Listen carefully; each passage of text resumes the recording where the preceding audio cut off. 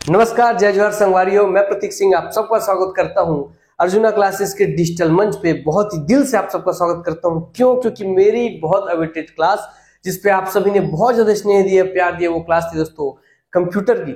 जब मैंने कंप्यूटर की यूट्यूब पे बहुत सारे डेमो क्लासेस डाली, बहुत सारे लोगों का आश्चर्य हो कि सर पहली बार मेरे जस्ट अभी सहकारिता भर्ती में सिलेक्ट हुए थे महेंद्र जी, वो भी आए तो बोले सर मैं आपके कंप्यूटर की क्लास देखा था और वही देख के मैं सहकारिता एग्जाम में गया था और आपने बोला था कि कंप्यूटर को जी जान से पढ़ो, और सहकारिता को मैं वही पढ़ के गया था और मुझे उसमें बहुत हेल्प हुआ। उन्होंने कहा भी कि सर कंप्यूटर में मुझे पहली बार आपसे पढ़ने के बाद पता चला कि थर्मामीटर भी एक कंप्यूटर है। हाँ दोस्तों, आपको अगर नहीं पता है तो पता होना चाहिए कि थर्मामीटर भी एक कंप्यूटर है। इस तरीके से वो बहुत आश्चर्य बोले कि बहुत पहली बार से सुनने मिला, सीखने मिला। तो ऐसे बहुत सारे लोगों ने बहुत स्नेह प्यार दिया। उन सभी स्नेह प्यार को देख करके आप सबके लिए मैं लेकर के आया हूँ आज कंप्यूटर का पहला पार्ट 1। तो आज हम पढ़ने वाले हैं, कंप्यूटर की शुरुआत करने वाले हैं। ये ऑनलाइन कोर्स आपके लिए रिकॉर्ड करने जा रहा हूं मैं। जो भी इससे जुड़ेगा अपना लाभ सुनिश्चित कर लीजिएगा। तो ध्यान रखिए दोस्तों, ये कंप्यूटर का ऑनलाइन कोर्स है जिससे आप जुड़ सकते हैं अर्जुना क्लासेस डिजिटल ऐप से। केवल और केवल 499 पे शुरुआती 100 विद्यार्थी, 100 विद्यार्थी के लिए 100 था। शुरुआती 100 विद्यार्थी के लिए केवल प्राइस रहेगा 499। तो 499 रुपए में पूरा कंप्लीट वीडियो कोर्स आपको मिल रहा है दोस्तों। कंप्लीट वीडियो कोर्स, उसमें पूरा A to Z कंप्यूटर में पढ़ाऊंगा। क्या क्या टॉपिक पढ़ाऊंगा सब मैं बताने वाला हूं। देखते चले तो इससे जुड़िएगा। और क्योंकि नई सरकार आ चुकी है, वैकेंसी जितनी पेंडिंग थी सारी वैकेंसीज होंगी, क्योंकि वैकेंसी के आधार पर सरकार का गठन हुआ है। तो ये गलती नहीं करेगी नई वाली सरकार की भी वैकेंसी को होल्ड करे। तो सारी वैकेंसी होने वाली और व्यापम के सारे ही एग्जाम की सारी वैकेंसी की आत्मा है कंप्यूटर। तो इसमें अगर आपका थोड़ा सा कमजोर है पोर्शन, ये पोर्शन, तो इसको तैयार और स्ट्रॉन्ग कर लीजिए। इसमें मैं आपकी मदद करूंगा दोस्तों। अब देखिए, इसमें हम पहले आज के क्लास में पढ़ेंगे इंट्रोडक्शन ऑफ कंप्यूटर। इसके बाद हम इस तरीके से पूरे सीक्वेंस में पढ़ते हुए, इसमें 15 है मगर टोटल हम 17 से 18 चैप्टर के लगभग आसपास कुछ है, उतने चैप्टर हम पढ़ेंगे। 17 या 18 जो भी वो देख लेंगे। तो एक्स्ट्रा और भी चैप्टर्स हैं, हम वो भी पढ़ेंगे मेरे दोस्त। इसलिए आप देखिए कौन कौन से चैप्टर हम पढ़ने वाले हैं। इंट्रोडक्शन ऑफ कंप्यूटर हम आज पढ़ेंगे, फिर development of computer, generation of computer, principle of computer, input output device, memory, language of computer, software, computer network, internet, virus, antivirus, MS DOS, MS Windows, MS Office, computer terminology और एक दो chapter है दोस्तों जो मैं extra पढ़ाऊंगा आपको मैं। और इस सारे टॉपिक के वीडियो कोर्सेस आपको सिर्फ 499 रुपए में, और वो उस कंटेंट के जो आपको दोस्तों पहले से ही बहुत पसंद है। तो इससे जुड़िए और अपना लाभ सुनिश्चित करिए। चलिए चलते हैं आज के क्लास के ऊपर, इंट्रोडक्शन ऑफ कंप्यूटर की ओर। तो आगे दोस्तों हमारा आज का introduction of computer. Introduction of computer में आप सबसे पहले देख लीजिए पहला लाइन जो हम सब पीएससी व्यापम के एग्जाम का फेवरेट रहा है कि कंप्यूटर के जनक किन्हें कहा जाता है। तो कंप्यूटर के जनक कहा जाता है दोस्तों, हम सिर्फ पढ़ेंगे, इसी क्लास में सीखेंगे, जानेंगे, रटेंगे, सब काम खत्म। तो कंप्यूटर के जनक कहते हैं चार्ल्स बेबेज को। चार्ल्स बेबेज को आप सबको एक क्वेश्चन याद होगा, आइए मेरे से बहुत कुछ नया सीखने मिलेगा। कि जन्म कब हुआ था? तो 26 दिसंबर 1791 के इंग्लैंड में इनका जन्म हुआ था। ये सब अंदर के कोई क्वेश्चन को पूछेगा कि कंप्यूटर के जनक का जन्म कहां हुआ था? इंग्लैंड में। कब हुआ था? 26 दिसंबर 1791। तो आप वो स्टूडेंट होंगे जो एक्स्ट्रा चीजें पढ़ेंगे, जो कभी यूनिक क्वेश्चन पूछता है तो किसी से नहीं बनता, वो आपसे बनेगा। उस सेक्शन को भी हम टच करेंगे। तो 26 12 1791, बोलिए याद कीजिए मेरे साथ, 26 12 1791, 26 12 1791। तो 26 दिसंबर 1791 को इंग्लैंड में चार्ल्स बेबेज जी का जन्म हुआ था। चार्ल्स बेबेज के द्वारा प्रारंभ में एनालिटिकल इंजन नामक एक मैकेनिकल कैलकुलेटर का आविष्कार किया गया जो बहुत सारे अंकों का गणना करने में सक्षम था। तो सबसे पहले इनके द्वारा क्या बनाया गया? सर इनके द्वारा बनाया गया एनालिटिकल इंजन। एनालिटिकल इंजन जो क्या था? एक कैलकुलेटर था। कैसा? मैकेनिकल कैलकुलेटर पूछता है कि चार्ल्स बेबेज जी को भैया आपका कंप्यूटर का जनक कहते हैं, उनके द्वारा निर्मित एनालिटिकल इंजन, डिफरेंशियल इंजन, इन दो चीजों की वजह से।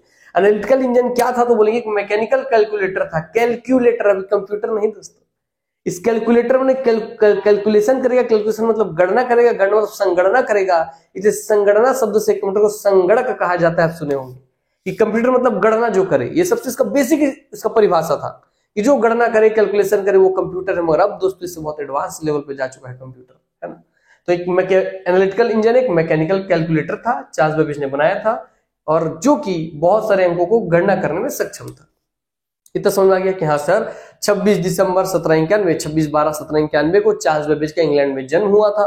उन्होंने एनालिटिकल इंजन नामक एक मशीन बनाया जो कि एक मैकेनिकल कैलकुलेटर था, और उससे बहुत सारे गणना कर पाते थे। कैलकुलेटर में गणना ही तो करेंगे। इनके द्वारा विकसित या प्रारंभिक आविष्कार कंप्यूटर प्रोग्राम के अनुक्रम को समझने में सबसे विकसित माना गया था। इनके द्वारा जो निर्माण किया गया एनालिटिकल इंजन, डिफरेंशियल इंजन, इसी निर्माण को, इसी प्रारंभिक आविष्कार कंप्यूटर प्रोग्राम के अनुक्रम को समझने में सबसे विकसित माना गया था। तो कंप्यूटर के प्रोग्राम के अनुक्रम सीक्वेंस को समझने के लिए सबसे इंपॉर्टेंट था इनका आविष्कार। तो पूछ सकता है कि चार्ल्स बेबेज द्वारा आविष्कार किए गए एनालिटिकल इंजन ने किस सेक्शन में हेल्प किया, तो बोलेंगे कंप्यूटर प्रोग्राम के अनुक्रम को समझने में। यस। फिर इनके द्वारा विकसित प्रथम कंप्यूटर गणना मशीन 1822 में बनाई गई थी। देखिए क्या बोल 17 हो गया। तो इनके द्वारा विकसित प्रथम कंप्यूटर, या तो उसका पहला कंप्यूटर बोल दीजिए, या प्रथम गणना मशीन कब बनाई गई थी, तो 1822 में बनाई गई थी, जिसे डिफरेंस इंजन कहा गया, जिसका उपयोग बीमा, डॉक, रेलवे जैसे विभागों में किया गया। तो पहले बोला हूं कि चार्ल्स बेबेज ने 2 मशीन बनाई, differential engine, analytical engine. Differential engine को उन्होंने बनाया, डिफरेंशियल इंजन को उन्होंने बनाया 1822 ईस्वी में। क्लियर हो गई इतनी बातें? हाँ सर, अब समझ गए होंगे कि हाँ सर क्लियर है, सब चीज क्लियर दिख रही है। मैं भी चेक कर लेता हूँ। हाँ सर, प्रॉपर हर एक चीज दिख रहा है, कोई दिक्कत डाउट होना भी नहीं चाहिए और होगा भी नहीं। ठीक है सर। तो इनके द्वारा डिफरेंस इंजन बनाया गया, जो कि इनके द्वारा निर्मित सबसे पहला कंप्यूटर या पहला गणना मशीन था। और कब बनाए थे, तो 1822 में। और इस सन को पूछा गया है दोस्तों कि चार्ल्स बेबेज ने डिफरेंशियल इंजन का निर्माण कब किया था, 1822, 1822। तो 26/12/1791, 1822, 26/12/1791, 1822। 1822 में बनाया डिफरेंशियल इंजन, जो कि उनके द्वारा निर्मित प्रथम कंप्यूटर या प्रथम गणना थी। डिफरेंशियल इंजन के बाद उन्होंने बनाया एनालिटिकल इंजन, हो गया, जिसे डिफरेंस इंजन कहा जाता है, जिसका उपयोग कहां कहां किया गया डिफरेंशियल इंजन का उपयोग, तो बीमा में, डॉक में, रेलवे में जैसे विभागों में किया गया। कहां कहां? बीमा विभाग, डॉक विभाग, रेलवे जैसे विभागों में इसका उपयोग किया जाने लग गया। इस पूरे पे से क्या पता चल गया कि चार्ल्स बेबेज जिन्हें कंप्यूटर के जनक कहते हैं, उन्हें ऐसे ही कंप्यूटर के जनक नहीं कहते, उन्हें कंप्यूटर के जनक की उपाधि मिली डिफरेंशियल इंजन और एनालिटिकल इंजन जैसे चीजों के निर्माण के लिए। डिफरेंशियल इंजन जो कि उनके द्वारा निर्मित प्रथम कंप्यूटर थी, प्रथम गणना मशीन थी, जिसका निर्माण 1822 में किया था, वो इंग्लैंड के थे और उनका जन्म हुआ था 26/12/1791, 26 दिसंबर 1791 में। क्लियर होगी इतनी बात? आइए, मगर इतना ही नहीं, केवल स्लाइड मात्र ही नहीं दोस्तों, आपको बहुत सारा एक्स्ट्रा ज्ञान आपको मिलने वाला है, जिसका आपको अंदाजा भी नहीं है, क्योंकि मैं बोला था ना कि आपको उस लेवल पर पढ़ाया जाएगा जैसे आप नॉर्मली सोचे भी नहीं होंगे। ठीक है, आइए हम आपको अब पढ़ाते हैं उस लेवल पे, समझिएगा बात को।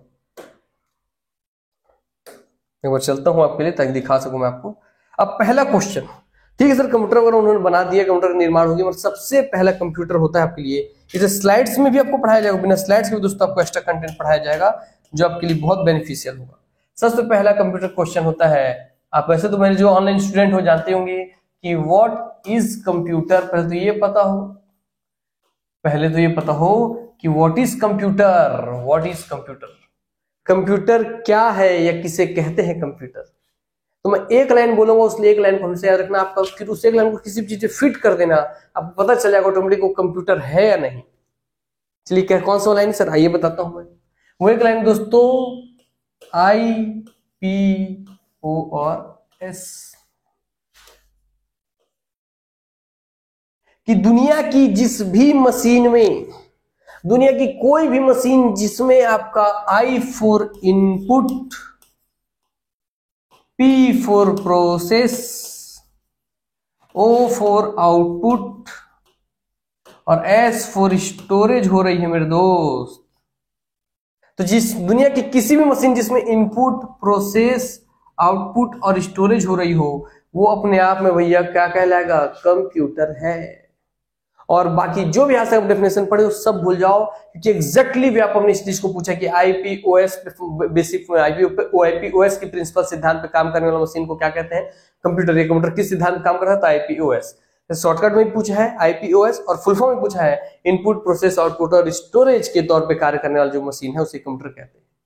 तो क्लियर हो गई बात। अब आज तो दुनिया में ये मशीन है सर, जैसे भैया थर्मामीटर, एक आपके लिए एग्जांपल लेता हूं सर, थर्मामीटर गलत है, ये थर्मामीटर हो गया, ये तो भाला बन गया सर, एक थर्मामीटर है सर आपका, ठीक है। हाँ सर, लीजिए सर, इसमें आपने अपना मुंह लगाया, मतलब मुंह में नापने के लिए तापमान डाला सर, इनपुट दिए, तो आपने सर यहाँ पे इनपुट दे दिया I। सर उसने जो पारा है उसने प्रोसेस करना चालू किया और फैलना चालू किया और फैल के आ गया भैया 102 डिग्री पर, 102 डिग्री सेंटीग्रेड पर। तो फैल करके बताया, तो मतलब इसका क्या हुआ, इसने प्रोसेस किया, इसने प्रसारण हुआ, मतलब इसने प्रोसेस किया, देखा कि कितना बुखार है, प्रोसेस किया, तो फैलना इसका प्रोसेस हो गया। फैल के जो आपको डाटा दिखाई कि 102 डिग्री सेंटीग्रेड है, वो आउटपुट हो गया। तो इनपुट होना, प्रोसेस होना और आउटपुट होना सबसे मुख्य हिस्सा है। चारों में जो सबसे प्रमुख हिस्सा है वो इनपुट, प्रोसेस और आउटपुट। उसके बाद आता है जिसका थोड़ा सा वैल्यू तो है ही है, वो है स्टोरेज। क्योंकि आजकल बहुत सारे भैया देखेंगे थर्मामीटर, उसमें भी आप क्या देखेंगे कि 102 डिग्री दिखाते रहता है, फिर उसको हम पानी से धोते हैं, झटकते हैं, तब वो रीडिंग हटती है। मतलब कुछ समय के लिए स्टोर तो कर ही रहा है डाटा। दूसरा, बहुत सारे इलेक्ट्रॉनिक आजकल भैया आजकल आ गए हैं आपका थर्मामीटर, जो पिछले 5 रीडिंग तक को स्टोर करके रखता है डाटा। इसका मतलब थर्मामीटर भी भैया, जो थर्मामीटर है ये भी, थर्मामीटर भी आपका क्या है, एक भैया कंप्यूटर है। सुना के बताए, सब दुनिया का कोई मशीन आप चेक कर सकते हैं कि वो कंप्यूटर है या नहीं है। कैलकुलेटर देखिए, कैलकुलेटर है कि नहीं सर? कैलकुलेटर में आप डाले, इनपुट डाल रहे हैं 2 गुणा 2, इनपुट डाले, बराबर दबाए, प्रोसेस हुआ। प्रोसेस होने बताया भैया कि आपके उसमें डिस्प्ले में दिखाता है 4, तो उसने आउटपुट कर दिया। और आजकल डाटा को स्टोर भी रखते हैं, पिछले 4, 5, 10 डाटा को। यस, तो सर कैलकुलेटर भी एक क्या है, कंप्यूटर है। अरे यहां तक कि भैया जो ईसीजी मशीन होता है, जो आपका हार्ट नाप रहा है, आप इनपुट दे रहे हैं दिल की धड़कन, वो प्रोसेस कर रहा है, फिर ग्राफ निकल रहा है, आउटपुट और लास्ट में स्टोरेज। तो ईसीजी मशीन भी आपका एक कंप्यूटर है, सोनोग्राफी मशीन भी आपका एक कंप्यूटर है, एक्सरे मशीन भी एक कंप्यूटर है। मतलब सब चीज कंप्यूटर ही है। हमको आज से पहले, पढ़ने से पहले क्या लगता था कि बस ये जो ऐसा दिखता है सर, एक तो मॉनिटर होगा, ऐसे एक तो कीबोर्ड होगा, ऐसे एक तो सीपीयू होगा, ऐसे एक तो माउस होगा, बस यही हमको लगता था कंप्यूटर। नहीं दोस्तों, केवल यही कंप्यूटर नहीं होती है।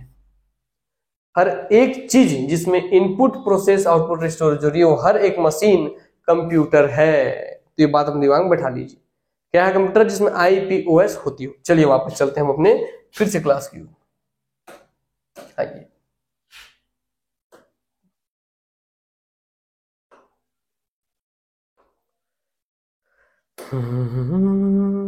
चलिए, जब मैं कुछ दिखाना चाह रहा हूं वो दिखा दूं। मैं बोला ना, एक ऐसा क्लास हम रेडी कर रहे हैं जिसमें पीपीटी होना, हाथ से लिख करके पढ़ाना, इंटरनेट का उपयोग करना, लाइव आपके सामने ऐसा क्लास मिलेगा जिससे बाहर कोई चीज नहीं है। और वो चीज क्या है दोस्तों, दिखाइए, बताते हैं। एनालिटिकल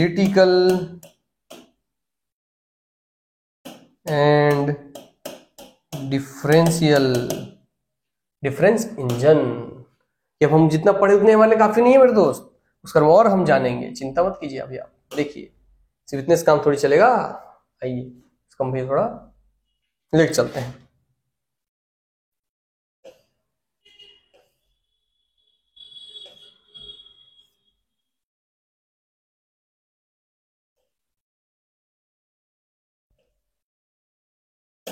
देखिए, बहुत ध्यान से देखिए मेरे दोस्त, इसका निर्माण कब हुआ है सर? बेबेज के एनालिटिकल इंजन 1834 से 1871 के बीच में बनाया था। तो सर उसने कब बना दिया था? 1822 में बनाया था सर उसने डिफरेंशियल इंजन, जो कि इसके द्वारा निर्मित प्रथम गणना मशीन थी 1822 में। और उसके बाद उसने बनाया एनालिटिकल इंजन, बनाया 1834 से 1871 में। तो ट्रायल मॉडल है भैया, ये देख लीजिए, है ना। ये है दोस्तों आपका, बड़ा हो जाओ, बड़ा हो जाओ, अरे बड़ा हो जाओ भाई, थोड़ा बड़ा हो जाओ, हो जाओ हो जाओ। काहे नाराज हो रहे हो? नहीं हो गए? चलो अभी इसको हम बड़ा करते हैं। देखिए दोस्तों, आप लोगों के लिए हम सब कर देंगे दोस्तों, आप पढ़िए और भूलना नहीं है। आज का इस क्लास को पढ़ने की आंखों से हम देख देख के पढ़े, क्या है भाई डिफरेंशियल इंजन, कैसा होता है डिफरेंशियल इंजन, कैसा होता है एनालिटिकल इंजन, सब देख देख के पढ़ेंगे। लीजिए, इतना बड़ा कर देंगे एकदम क्लियर कट आपको दिखाई देगा। यहाँ सर ये है सर हमारा क्या, एनालिटिकल इंजन। तो अब पहले डिफरेंशियल इंजन का निर्माण हुआ था सर आपके 1822 में, 1834 में निर्माण हुआ, 1834 से 1871 में है एनालिटिकल इंजन का निर्माण, ध्यान रखिएगा। और एक ट्रायल उसका मॉडल है, एनालिटिकल इंजन का ट्रायल मॉडल है। क्लियर हो गई बात है? तो पहले उसने बनाया डिफरेंशियल इंजन, फिर बनाया एनालिटिकल इंजन 1822, 1834, दोनों क्लियर हो गया बात? तो ईयर पूछ ले तो टेंशन नहीं, ईयर ना पूछे तो भी टेंशन नहीं, हमारा काम यहाँ होता है खत्म। फिर चलते हैं, रुकिए,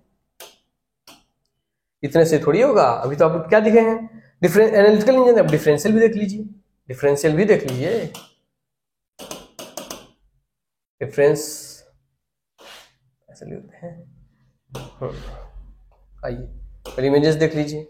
ये है सर आपका, अच्छे से लिखा देते हैं, डिफरेंस इंजन, देख लीजिए, दिख रहा है? थोड़ा सा क्लियर होने दीजिए इसको।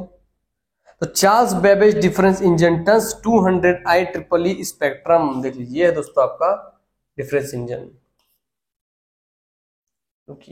इसको भी हम ला देते हैं आपकी स्क्रीन पे, ताकि दोनों आपके दिमाग में रहे कि कैसा दिखता था आपका डिफरेंशियल इंजन, कैसा दिखता था एनालिटिकल इंजन। ये रुकिए एक मिनट, इसको ऐसा करते हैं, कट, नया पेज, यहाँ पे लाए, पेस्ट लीजिए भैया, ये है। अब कोई चीज रट के नहीं, हर चीज देख के समझ के पढ़ना है। सर चार्ल्स बेबेज के डिफरेंस इंजन है टन्स 200 IEEE, ये पूछ सकते कितने स्पेक्ट्रम काम करता था, टन्स 200 IEEE स्पेक्ट्रम पर काम करता था। ये भी अगर पूछेगा अंदर से तो आपसे ये भी बनेगा, ठीक है। दूसरा बात है इसके बाद, और हमें किससे पे आ जाते हैं, हर एक चीज पे याद रखना है, हर एक चीज, कुछ चीज नहीं छोड़ेंगे, जिसको पकड़े उसको पूरा खत्म कर देंगे। एग्जामिनर पूछे किसी भी सेक्शन से, आप सब बनेगा, कंफर्म है चीज, है ना।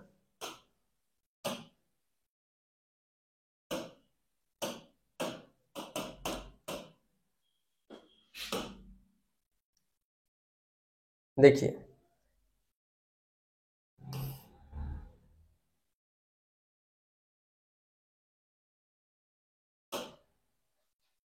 तो ये देखिए वो दिया हुआ है, the calculating engines of English mathematician Charles Babbage. कैसे थे कि आपके इंग्लिश मैथमेटिशियन थे, गणितज्ञ थे चार्ल्स बेबेज, जो 1791 से 1871 तक थे।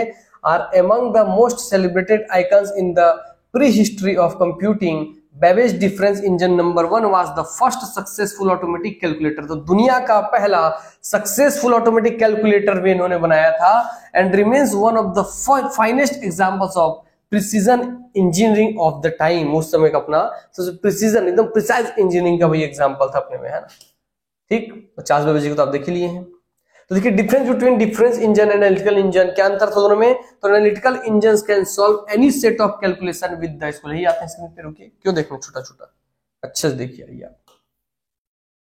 और इस तरह से आपके अंदर भी खोजी पत्रकारिता वाला व्यक्तित्व तो जागरण होगा। इसे यही मैं चाहता, इसलिए आपको ऐसे खोज खोज के दिखा दिखा पढ़ा रहा हूँ, ताकि कुछ भी चीज आपको लगे ना कि बल्कि। तो difference between difference engine and analytical engine, तो क्या दोनों में अंतर था। तो बोल रहा है कि एनालिटिकल इंजन, देखिए पहला वन डिफरेंस इंजन, बाद में एनालिटिकल इंजन तो और एडवांस होगा, इसलिए बोल रहे analytical engine can solve any set of calculations with the help of a processor, punch cards and bunch of codes. तो एनालिटिकल इंजन जो था वो किसी भी सॉल्व कर सकता था किसी भी टाइप के कैलकुलेशन को, एनी सेट ऑफ कैलकुलेशन को, किसकी मदद से, तो विद द मदद ऑफ प्रोसेसर की मदद से, पंच कार्ड्स की मदद से और कोड्स की मदद, बंच ऑफ कोड्स, कोड्स को तो कोडिंग की मदद से, कार्ड्स की मदद, पंच कार्ड याद रखिएगा, तो codings, bunch of codes, punch cards और प्रोसेसर की मदद से कर सकता था। इसमें दोस्तों जो पंच कार्ड इसको बार बार पूछा जाता है, और बंच ऑफ जो कोड्स है इसी ने भैया आगे आने वाले टाइम पे प्रोग्रामिंग को जन्म दिया कि प्रोग्रामिंग भी किया जा सकता है ना। While the difference engine is a mechanical calculator, तो मैकेनिकल कैलकुलेटर कौन था, डिफरेंस इंजन। मैकेनिकल कैलकुलेटर था डिफरेंशियल इंजन, माने डिफरेंशियल इंजन, और भाई ये जो था आपका advance analytical engine. Difference engine is a mechanical calculator that was designed to calculate polynomial function. ये पूछा है एग्जाम में, बड़े बड़े में आप में पूछेगा कि भैया चार्ल्स बेबेज ने दो मशीन बनाई, एक डिफरेंस एक एनालिटिकल। डिफरेंस मशीन उसका फर्स्ट मैकेनिकल कैलकुलेटर था, एनालिटिकल इंजन थोड़ा एडवांस था, इसमें punch card, processor, bunch of codes का प्रयोग होता था। भैया जो उसका डिफरेंस इंजन था ये प्रथम कैलकुलेटर था, मैकेनिकल कैलकुलेटर। मगर मुद्दे की बात यह है कि इसमें ध्यान रखने की बात है कि किसको सॉल्व करता था, ये पॉलिनोमियल फंक्शंस को सॉल्व करता था।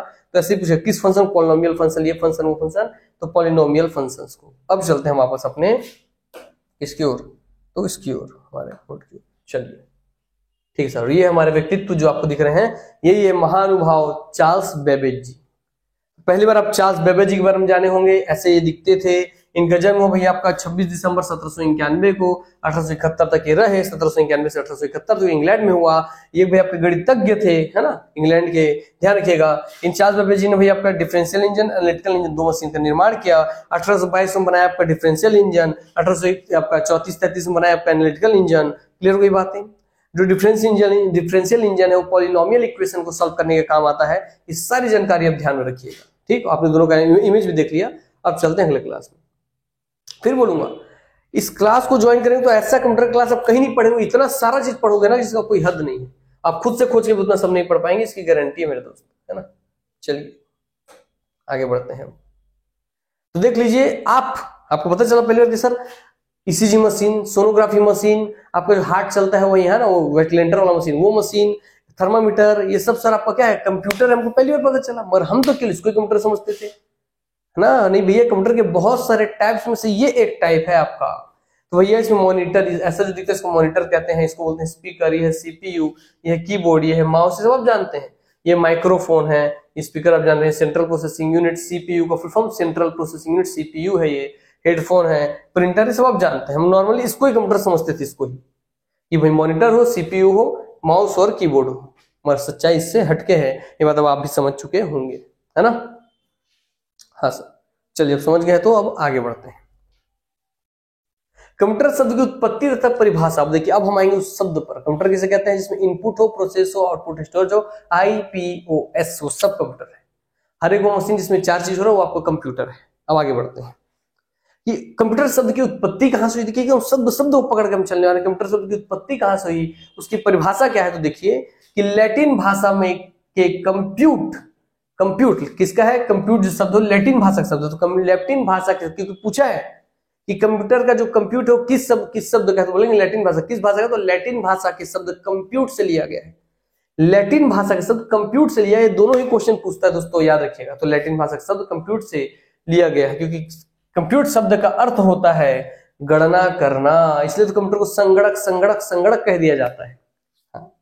ठीक है, जिसे हिंदी में संगणक कहा जाता है। तो कंप्यूटर को हिंदी में संगणक कहते हैं, क्योंकि भैया वो आपके शब्द कंप्यूट से लिया गया, और कंप्यूट शब्द का मतलब होता है गणना करना, तो गणना करने वाला संगणक। तो लैटिन भाषा के कंप्यूट शब्द से लिया गया है कंप्यूटर शब्द। कंप्यूट शब्द का मतलब होता है गणना करना, इसलिए हिंदी में से कहते हैं संगणक। क्लियर हो कितनी बातें? Yes sir. कंप्यूटर एक स्वचालित इलेक्ट्रॉनिक मशीन है। अब आगे नॉर्मल कॉपी वाली परिभाषा में आपके लिए क्या है? दुनिया में जो भी machine input, process, output, storage करती हो वो आपका कंप्यूटर है, IPOS। बस अब आते हैं इसका थ्योरी वाले पे। कंप्यूटर एक स्वचालित इलेक्ट्रॉनिक मशीन है जो अनेक प्रकार की तर्कपूर्ण गणनाओं के लिए प्रयोग किया जाता है। क्लियर हो गई बातें? बिना इलेक्ट्रॉनिक के भी होते ही बता दो, कंप्यूटर ये इलेक्ट्रॉनिक मशीन बोल जरूर दे रहा है कि इलेक्ट्रॉनिक मशीन है तभी कंप्यूटर नहीं, ऐसा जरूरी नहीं है। थर्मोमीटर इलेक्ट्रॉनिक मशीन है कि नहीं, मगर वो एनालॉग कंप्यूटर में आता है। ये डिजिटल कंप्यूटर में इलेक्ट्रॉनिक डिवाइस होना चाहिए, क्योंकि आप डिजिटल कंप्यूटर को बस कंप्यूटर समझते हैं। पर दिमाग ओपन रखिए, ये डिजिटल कंप्यूटर में इलेक्ट्रॉनिक मशीन को आप कंप्यूटर बोल रहे हैं, जबकि थर्मोमीटर जो कि कंप्यूटर वो एनालॉग कैटेगरी का है। तो एनालॉग, डिजिटल, हाइब्रिड ऐसा होता है ना, ध्यान रखिएगा। ठीक, चलिए। तो कंप्यूटर एक स्वचालित इलेक्ट्रॉनिक मशीन है जो अनेक प्रकार की तर्कपूर्ण गणनाओं के लिए प्रयोग किया जाता है। बेसिक चीज है। प्रति वर्ष इसको पूछता है 2 दिसंबर विश्व कंप्यूटर साक्षरता दिवस। तो विश्व कंप्यूटर साक्षरता दिवस कब मनाया जाता है? तो आप बोलेंगे 2 दिसंबर को। 2 दिसंबर को। क्लियर हो इतनी बातें? 2 दिसंबर को, है ना। हाँ। तो विश्व कंप्यूटर साक्षरता दिवस 2 दिसंबर को मनाया जाता है। कंप्यूटर एक स्वचालित ऑटोमेटिक इलेक्ट्रॉनिक मशीन है जो डाटा और निर्देशों को इनपुट, आगे वही बात, के रूप में ग्रहण करता है, निर्देशों के अनुरूप कार्य करता है, मैंने प्रोसेस करता है, तथा आवश्यकता परिणामों को निश्चित रूप में निर्गत मैंने आउटपुट करता है। तो इनपुट, प्रोसेस और आउटपुट होता है, वही बातें लिख दिया है। ठीक है। तो अतः कंप्यूटर का तात्पर्य एक ऐसे यंत्र से है जिसका उपयोग गणना, प्रक्रिया, यांत्रिकी, अनुसंधान, शोध आदि कार्यों में किया जाए। सब बेसिक बेसिक कुछ बच्चे वाली चीज है। आपको क्या मतलब है कि दुनिया का कोई भी ऐसा मशीन जो इनपुट, प्रोसेस, आउटपुट, स्टोरेज करे, भैया वो कंप्यूटर है। बस अब चलते हैं नेक्स्ट पर। कंप्यूटर की विशेषता क्या है? फीचर्स ऑफ कंप्यूटर देखिए, तो गति या स्पीड, कंप्यूटर की क्या क्या विशेषता है? इसको पूछता है कि कंप्यूटर की विशेषताएं क्या क्या है, तो बोलेंगे उसका गति, उसका स्पीड। हाँ भाई, बहुत तेजी से कैलकुलेशन करता है हम लोगों की तुलना में। यस। भंडारण क्षमता, उसकी स्टोरेज कैपेसिटी, हमसे बहुत ज्यादा डाटा स्टोर कर सकता है अपने में। यस। त्रुटि रहित कार्य करता है वो, एक्यूरेट होता है, एक्यूरेसी उसकी ज्यादा होती है ना। यस। मैंने एरर भी इसमें कम होता है, एक्यूरेसी उसकी ज्यादा होती है। सिक्योरिटी, गोपनीयता उसमें बनी रहती है। वर्सेटाइल, मैंने बहुउद्देश्य होते हैं, बहुत सारे उद्देश्य के लिए उसका उपयोग कर सकते हैं।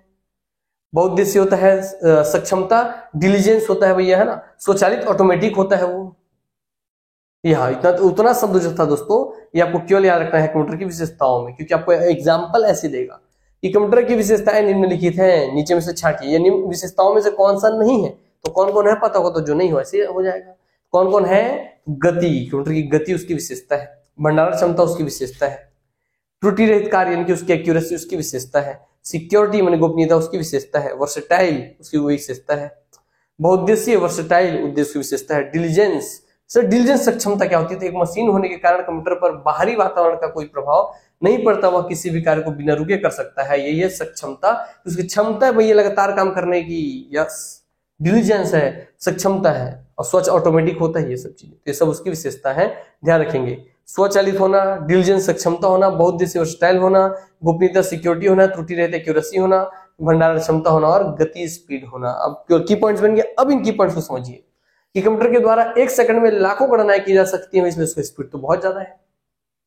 कंप्यूटर की गति को इसमें पूछता है कि कंप्यूटर की गति को किसमें नापते हैं, किसमें नापते हैं, किसमें नापते हैं, तो बोलेंगे MIPS, मिलियन इंस्ट्रक्शन पर सेकेंड, MIPS में मापा जाता है। मगर हमेशा ऐसे नहीं समझना यही चीज सही हो, कंप्यूटर की आपके स्पीड को, कंप्यूटर की गति को, क्योंकि गणना कितना कर रहे हैं, तो मिलियन इंस्ट्रक्शन, 1 मिलियन में 10 लाख, तो लाखों गणनाएं वो एक सेकंड कर सकता है, मिलियन इंस्ट्रक्शन पर सेकेंड। क्लियर हो गई बातें? तो याद रखेगा, मिलियन इंस्ट्रक्शंस, लाखों इंस्ट्रक्शंस, करोड़ों इंस्ट्रक्शंस को एक सेकंड में कर पा रहा है, ये उसका क्या है, तो ये उसका स्पीड है, गति है ना। और जिसके लिए जब हम सुपर कंप्यूटर का उपयोग करते हैं तब हम MIPS शब्द का उपयोग नहीं करते। सुपर कंप्यूटर के लिए हम जिस शब्द का प्रयोग करते हैं दोस्तों, वो आपका होता है, याद रखिए, वो शब्द होता है क्या, तो वो शब्द सुपर कंप्यूटर के लिए शब्द का प्रयोग करते हैं स्पीड नापने के लिए, तो शब्द होता है दोस्तों आपका फ्लॉप्स, FLOPS, फ्लोटिंग ऑपरेशन पर सेकेंड। क्या सर, ये एग्जैक्टली पूछेगा फ्लॉप्स, सुपर कंप्यूटर की गति किसमें नापते हैं, फ्लॉप्स में। सब मेटा फ्लॉप्स रखेंगे, फ्लोटिंग मैंने फ्लॉप हो गया, ठीक है, फ्लॉप FL से हो गया, हाँ, वो हो गया फ्लोटिंग ऑपरेशन, P4 हो गया पर, S4 हो गया सेकेंड, तो फ्लोटिंग ऑपरेशन पर सेकेंड, FLOPS। तो याद रखेंगे सुपर कंप्यूटर की गति का बात करेंगे तो याद रखेंगे हमेशा फ्लॉप्स में नापते हैं, फ्लॉप्स का फुल फॉर्म पूछेगा तो भी एक क्वेश्चन होगा। पहला क्वेश्चन सुपर कंप्यूटर की गति किस नापते हैं, फ्लॉप्स में। दूसरा क्वेश्चन फ्लॉप्स का फुल फॉर्म क्या है, फ्लोटिंग ऑपरेशन पर सेकेंड, ये भी आपको पता चल गया, वेरी गुड। अब आते हैं कि नॉर्मल कंप्यूटर की गति नापते हैं मिलियन इंस्ट्रक्शंस पर सेकंड में, MIPS में, शॉर्ट फॉर्म में MIPS, फुल फॉर्म में मिलियन इंस्ट्रक्शंस पर सेकंड, इसमें गणना को नापा जाता है, ठीक। और इसका गैप करें तो इंस्ट्रक्शंस पर सेकंड की कितने इंस्ट्रक्शंस को हर सेकंड वो डील कर सकता है, कितने गणनाओं को सेकंड में कर सकता है, वो ये उसका क्षमता, उसकी गति, उसका स्पीड।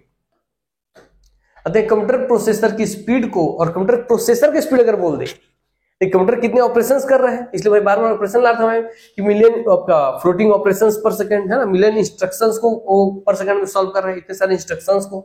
मगर अगर बोले कि नहीं भैया प्रोसेसर के बारे में बात करो, कंप्यूटर के प्रोसेसर की स्पीड के बारे में बात करो, तो कंप्यूटर की प्रोसेसर की स्पीड को हर्ट्ज में नापते हैं, किसमें नापते हैं, हर्ट्ज में।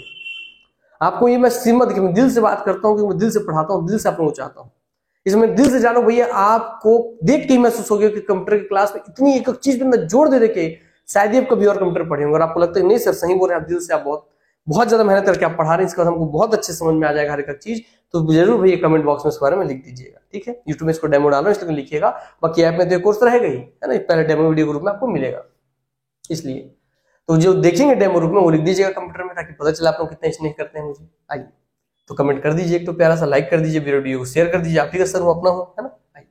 तो कंप्यूटर प्रोसेसर की स्पीड को हर्ट्ज में नापते हैं, किसमें नापते हैं, तो कंप्यूटर के प्रोसेसर की स्पीड को सिर्फ डेमो वीडियो डालेगा 1 2 3 4 ठो, बाकी पूरा कोर्स सिर्फ एप्लीकेशन में ही मिलेगा, है ना। 499 रुपए में शुरुआती 120 बच्चों को रेट बढ़ जाएगी। तो कंप्यूटर प्रोसेसर की स्पीड को हर्ट्ज में मापते हैं, किसमें मापते हैं, हर्ट्ज में। तो पूछेगा कि भाई प्रोसेसर स्पीड किसमें मापा जाता है, बोलेंगे हर्ट्ज, हर्ट्ज, हर्ट्ज, हर्ट्ज, याद रखिएगा, है ना। हाँ, वर्तमान में कंप्यूटर नैनो सेकंड्स में गणनाएं कर सकता है, वर्तमान का जो कंप्यूटर है वो नैनो सेकंड्स की गणना कर सकता है, और सुपर कंप्यूटर की प्रोसेसिंग स्पीड की गणना फ्लॉप्स में, फ्लोटिंग पॉइंट ऑपरेशन पर सेकंड में कर सकते हैं, फ्लोटिंग पॉइंट ऑपरेशन पर सेकंड में कर सकते हैं। तो देखिए फ्लोटिंग ऑपरेशन पर सेकंड या फ्लोटिंग पॉइंट ऑपरेशन पर सेकंड में किसकी गणना होती है, सुपर कंप्यूटर की प्रोसेसिंग स्पीड की, कि सुपर कंप्यूटर की प्रोसेसिंग स्पीड कितनी है, प्रोसेसर की गणना होती है हर्ट्ज में, प्रोसेसर की स्पीड को हर्ट्ज में कैलकुलेट करते हैं, और सुपर कंप्यूटर की गणना करते हैं फ्लॉप्स में, फ्लोटिंग पॉइंट ऑपरेशन पर सेकंड्स में। चलिए आ गया, तो सर गति तो बहुत ज्यादा है सर, 1 सेकंड में लाखों करोड़ों गणनाएं कर रहा है, गति तो बहुत ज्यादा, ये तो उसकी विशेषता होगी। अब आते हैं दूसरे पे कि भंडारण क्षमता, स्टोरेज कैपेसिटी उसकी बहुत ज्यादा होती है। दोस्तों देखिए कंप्यूटर अपने मेमोरी में सूचनाओं का भंडारण रखता है, इसमें आंकड़ों एवं प्रोग्राम के भंडारण की क्षमता होती है, जैसे कि हार्ड डिस्क में रखता है अपना डाटा, फ्लॉपी डिस्क में अपना डाटा रखता है, मैग्नेटिक टेप में अपना डाटा रखता है, CD रोम में अपना डाटा रखता है। ऐसे बहुत सारे इसके पास भैया सोर्सेस हैं जिसमें डाटा, बहुत बड़े बड़े डाटा स्टोर करके रख लेता है। सर इसमें किसका ज्यादा क्षमता है, किसका कम क्षमता, सब हम पढ़ेंगे दोस्तों मेमोरी यूनिट, जब हम मेमोरी यूनिट पढ़ेंगे सबको पढ़ेंगे, फिलहाल आप पढ़ते तो चलिए इसको हल्के हल्के से। यस सर, आइए, ठीक है। त्रुटि रहित कार्य, एक्यूरेट होता है सर, बहुत एक्यूरेसी के साथ काम करता है। कैसे, कंप्यूटर कठिन से कठिन प्रश्न का बिना किसी गलती को हल आउटपुट कर देता है। और इसका देख लीजिए, garbage in garbage out, garbage in garbage out, यह कंप्यूटर की शुद्धता मापने के लिए प्रयोग किया जाता है। इसको बहुत बार पूछा है कि कंप्यूटर की शुद्धता किसमें मापते हैं, कंप्यूटर की शुद्धता किसमें मापते हैं, बोलेंगे GIGO, GIGO GIGO GIGO, garbage in garbage out, दोनों दे देता है, कभी शॉर्ट फॉर्म में देता है कभी फुल फॉर्म में देता है। तो याद रखेंगे कंप्यूटर की शुद्धता, उसकी प्योरिटी, कंप्यूटर की प्योरिटी, कंप्यूटर की शुद्धता मापते हैं, मेजर करते हैं गीगो में, गार्बेज इन गार्बेज आउट में, GIGO में। ध्यान रखिएगा, रटा होना चाहिए इस क्लास में हर एक चीज। कंप्यूटर की शुद्धता नापते हैं गीगो। सुपर कंप्यूटर की स्पीड नापते हैं, प्रोसेसर स्पीड नापते हैं फ्लोटिंग ऑपरेशन पर सेकंड, फ्लोटिंग पॉइंट ऑपरेशन पर सेकंड में। नॉर्मल कंप्यूटर की स्पीड नापते हैं भैया किसमें, MIPS, मिलियन इंस्ट्रक्शन पर सेकंड में। यस, ये सब याद होना चाहिए। तो ये कंप्यूटर की शुद्धता का माप होता है गीगो में, गार्बेज इन गार्बेज आउट में। अगर डाटा और प्रोग्राम सही है तो कंप्यूटर हमेशा सही परिणाम ही देगा। अगर आप जो डाटा डाल रहे हैं वो सही है, आपका प्रोग्राम सही, तो कंप्यूटर हमेशा एक्यूरेट और सही रिजल्ट ही देगा, गलती कर ही नहीं सकता। आपसे गलती होगी, उससे नहीं होगी। जैसे गार्बेज इन गार्बेज आउट है क्या, कि भैया कितना आपने उसमें इनपुट दिया और कितना उसने आपके इनपुट के अनुसार आउटपुट दे दिया। ये चीजें गार्बेज इन गार्बेज आउट के, आपके डाला गया इनपुट, उसके उधर लिखा गया आउटपुट, उसके रेशियो को बोल रहा है GIGO, GIGO, garbage in garbage out. ये उसकी एक्यूरेसी है। आइए दूसरा चलते हैं गोपनीयता, सिक्योरिटी में। कि कंप्यूटर में आप अपना कोई इंपॉर्टेंट फाइल फोल्डर रखते हैं, कोड डाल करके रख सकते हैं। हाँ, वही कंप्यूटर के कार्य के डाटा को पासवर्ड के द्वारा सुरक्षित रखा जा सकता है, इसे गोपनीयता बनाया रहता है। तो पूछता है, बहुत बार आपको पूछा है कि कंप्यूटर में गोपनीयता के लिए हम किस शब्द का प्रयोग करते हैं, बोलते हैं पासवर्ड, PASSWORD,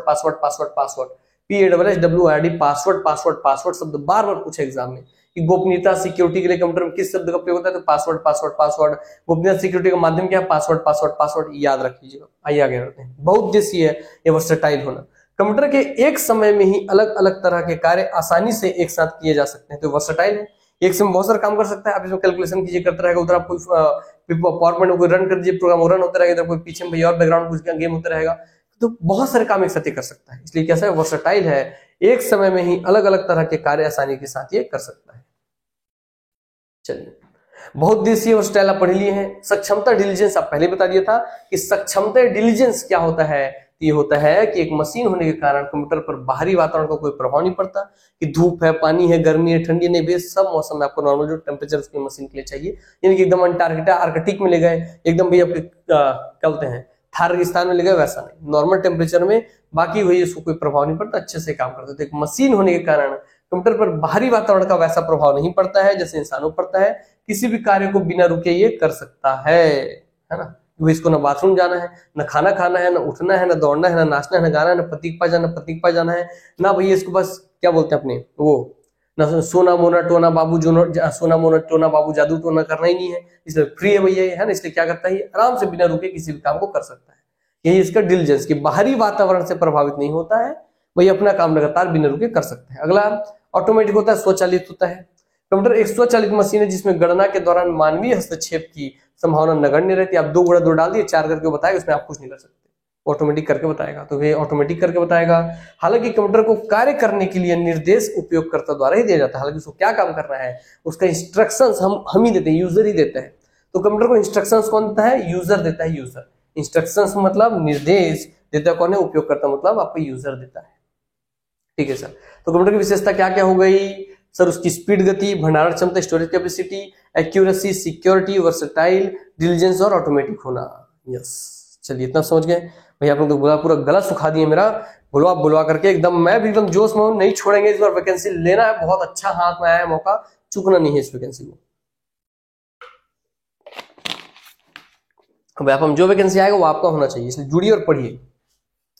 डाटा अपरिष्कृत वस्तुओं का संग्रह है। क्या है, डाटा एक अपरिष्कृत वस्तुओं का संग्रह है। डाटा तथ्यों और सूचनाओं का अव्यवस्थित संकलन है। डाटा को 3 प्रकार से विभाजित किया जा सकता है। कंप्यूटर संबंधित शब्द, टर्म्स रिलेटेड टू कंप्यूटर। तो उसमें डाटा क्या होता है, डाटा का मतलब अल्फाबेटिक डाटा क्या है, न्यूमेरिकल डाटा क्या है, अल्फा न्यूमेरिक डाटा क्या है। इसको एग्जैक्टली आपके एग्जाम बहुत बार पूछा है ना। याद रखिएगा कि आपके कंप्यूटर के कीबोर्ड में किस प्रकार के डाटा पाए जाते हैं, अल्फाबेटिक, न्यूमेरिक या अल्फा न्यूमेरिक। तो बोलेंगे भैया अल्फा न्यूमेरिक, क्योंकि उसमें अल्फाबेट्स भी होते हैं और नंबर्स भी होते हैं। तो जिसमें अल्फाबेट्स भी ABCD, नंबर्स 1 2 3 4, वो मिलाकर होता है अल्फा न्यूमेरिक। अल्फा और न्यूमेरिक मिलाकर बनता है अल्फा न्यूमेरिकल डाटा। मतलब ABCD भी रहेगा और नंबर्स भी रहेंगे, सिंबल्स भी रहेंगे। यस, तो कंप्यूटर के कीबोर्ड में अल्फा न्यूमेरिकल डाटा होते हैं, अल्फा न्यूमेरिक बटन्स होते हैं, ये बात ध्यान रखिएगा। तो क्वेश्चन कई बार कीबोर्ड से रिलेटेड करके पूछा है। अब देखिए कि कंप्यूटर से संबंधित कुछ शब्द हैं, जैसे कि डाटा एक शब्द है, सूचना इंफॉर्मेशन क्या होता है, डाटा प्रोसेसिंग क्या होता है, डाटाबेस क्या होता है, सभी शब्दों का हम समझेंगे। बोले ना, एक की पॉइंट्स पर जब तक आपको शब्दों का ही ज्ञान नहीं है, आप कैसे उसके अंदर का बात चीज पढ़ पाएंगे।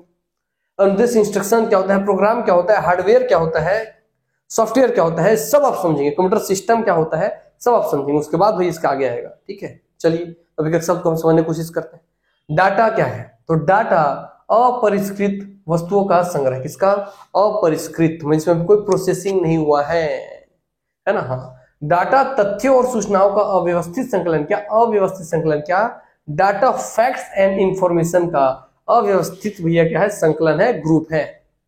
डाटा को 3 प्रकार से विभाजित किया जा सकता है। अब डाटा को आप 3 तरीके से विभाजित कर सकते हैं। एक वर्णमाला डाटा, अल्फाबेटिक डाटा, दूसरा संख्यात्मक डाटा, न्यूमेरिकल डाटा, तीसरा चिन्हात्मक डाटा या अल्फा न्यूमेरिकल डाटा। वर्णमाला डाटा में यहाँ अंग्रेजी वर्णमाला के अक्षरों से बना डाटा होता है, ABCD। यहाँ संख्यात्मक डाटा, न्यूमेरिकल डाटा में यहाँ अंकों से बना डाटा है, जैसे 0 1 2 3 4 इत्यादि अंकों का प्रयोग किया जाता है। और चिन्हात्मक डाटा में अल्फा न्यूमेरिकल डाटा होता है, जैसे इसमें अक्षरों का प्रयोग करेंगे, अंकों का प्रयोग करेंगे और चिन्हों का भी प्रयोग होता है इसमें एक्स्ट्रा, है ना। इसमें से AB, small AB, capital AB, dollar, hashtag, @ 1 2 3। तो इसमें अल्फाबेट्स बोलिए, कैपिटल छोटा बोलिए, सिंबल्स बोलिए, नंबर्स बोलिए, सब चीज होते हैं अल्फान्यूमेरिक डाटा में। और कंप्यूटर भैया इस पे भी काम, इसी पे ही काम करता है। कंप्यूटर के कीबोर्ड में यही होती है, अल्फाबेट्स भी होते हैं, न्यूमेरिकल भी होती है, इसलिए हमारा कीबोर्ड होता है अल्फा न्यूमेरिकल डाटा रखता है। चलिए, तो डाटा 3 प्रकार के हो गए, वर्णमाला, संख्यात्मक और आपके चिन्हात्मक है। पूछेगा तो वर्णमाला डाटा, संख्यात्मक डाटा, चिन्हात्मक डाटा, अल्फाबेटिकल, न्यूमेरिकल और अल्फा न्यूमेरिकल। चलिए आगे बढ़ते हैं। सूचना इन्फॉर्मेशन क्या होता है, तो देखिए पहले इसको याद है कि इसको क्वेश्चन पूछेगा। डाटा अपरिष्कृत वस्तुओं का संग्रह है, दूसरा डाटा तथ्यों और सूचनाओं का अव्यवस्थित संकलन। एग्जैक्ट इसी लाइन क्वेश्चन रख देगा कि तथ्यों और सूचनाओं का अव्यवस्थित संकलन क्या कहलाता है, डाटा, इंफॉर्मेशन। इस तरीके से आपको बनाकर क्वेश्चन पूछेगा। क्या, तथ्यों और सूचनाओं का अव्यवस्थित संकलन, तथ्यों और फैक्ट्स एंड इंफॉर्मेशन का अनमैनेजमेंट, कोई अनमैनेज्ड क्या आपका संकलन, कलेक्शन। तो collection of unmanaged facts and information is known as data. तो डाटा क्या है, तथ्य और सूचनाओं का अव्यवस्थित संकलन क्या कहलाता है, डाटा कहलाता है। तथ्य और सूचनाओं का अव्यवस्थित संकलन डाटा कहलाता है। परिभाषा याद रखिएगा, पूछेगा दोस्त। आइए अब चलते हैं अगली परिभाषा में कि सूचना इंफॉर्मेशन क्या है। तो कंप्यूटर के इनपुट आधार पर डाले गए डाटा का उपयोगिता के आधार पर किए गए विश्लेषण पश्चात प्राप्त तथ्यों को सूचना कहते हैं। मतलब the processed data is known as information. ये बार बार 1000 बार पूछा है क्या कि भैया क्या है आपका इंफॉर्मेशन क्या है, तो बोले इंफॉर्मेशन बराबर प्रोसेस्ड डाटा। बस ये लाइन याद कर लीजिए, आपका जिंदगी बदल गया। एग्जैक्ट छोटी छोटी चीजों को पूछता है आपसे कि processed data is known as information या सूचना। कि डाटा क्या था, ये अव्यवस्थित था, अव्यवस्थित तथ्य था, अव्यवस्थित फैक्ट था। जब ये अव्यवस्थित फैक्ट, अव्यवस्थित तथ्य, अव्यवस्थित इंफॉर्मेशन जब प्रोसेस हो जाता है कंप्यूटर के द्वारा, तो प्रोसेस हो जाए, जब कोई डाटा प्रोसेस हो जाए तो वो कहलाता है इंफॉर्मेशन।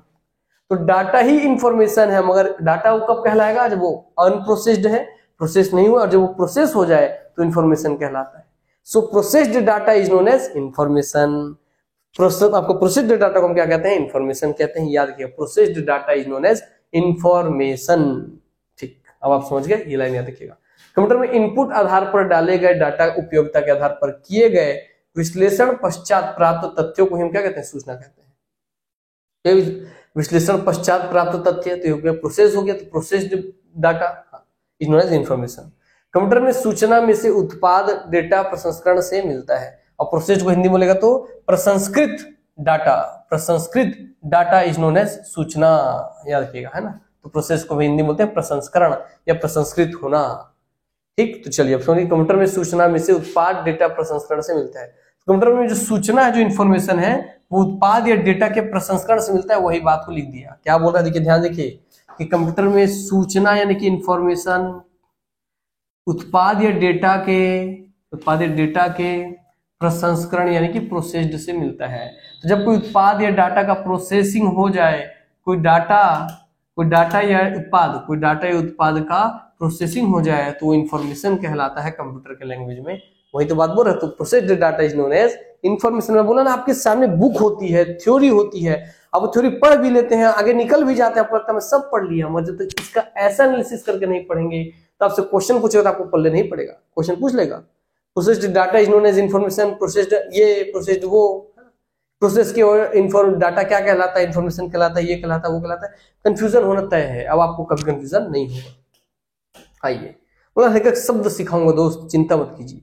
इससे बेस्ट क्लास आपको कंप्यूटर का मिलेगा ही नहीं, ये लिखित रूप से मैं वादा करता हूं आपसे, इसलिए जरूर इससे जुड़िए। मैं ये इसलिए प्राइस भी इतना कम रखें क्योंकि हमारे director Vijay Kumar Dwivedi sir specially बोले कि प्रतीक अर्जुना क्लासेस को छत्तीसगढ़ में एक ऐसी संस्था बनानी है जिससे हर वो बच्चा जो जरूरतमंद जो पढ़ना चाहता है वो पैसे वजह से उसकी पढ़ाई ना रुके। इसलिए प्राइस इतना नॉमिनल रखिए आप, ताकि छत्तीसगढ़ हर एक बच्चा जो पढ़ने वाला हो कुछ ना कुछ प्राइस देकर के पढ़ सके।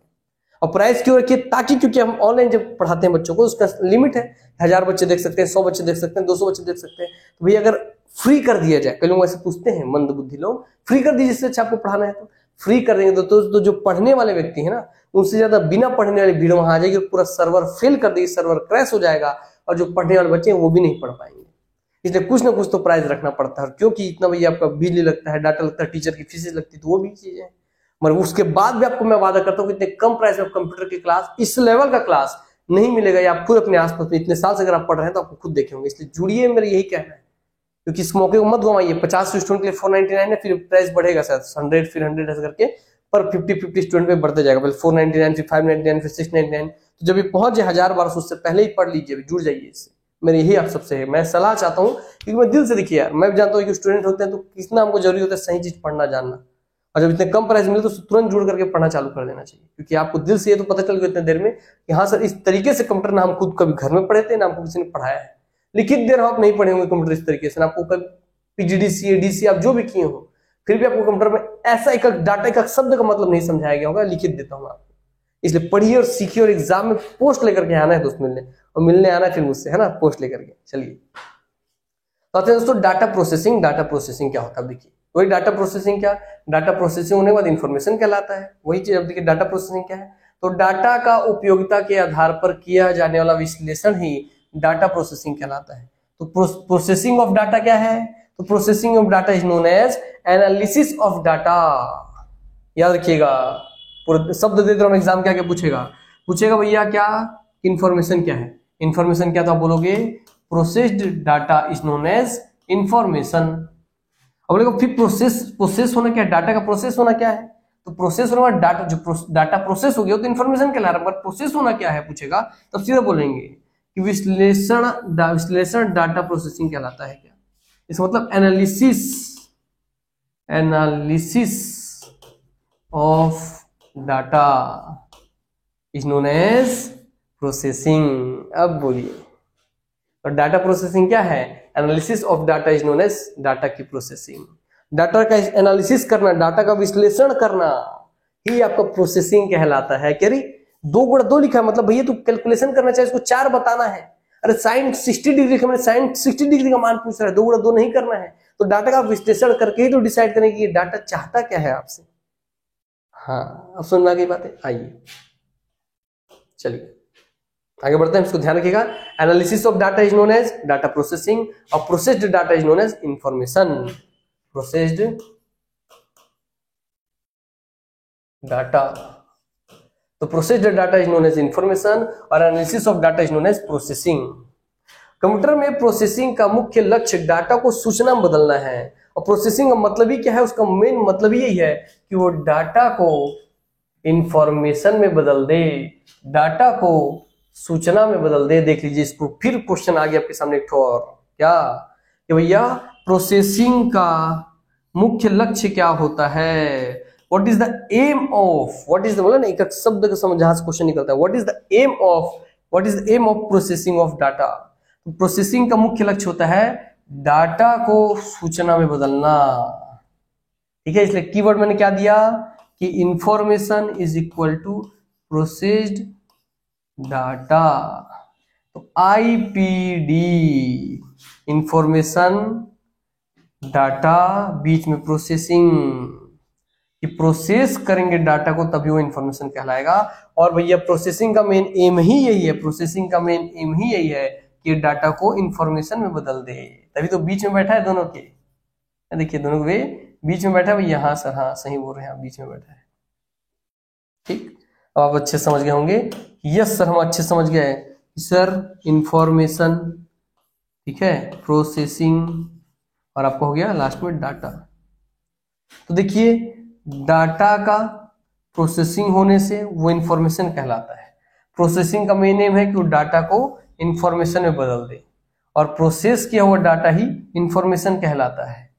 ठीक है, यस सर, आप समझ गए। और प्रोसेसिंग क्या होता है? Analysis of data. क्या होता है?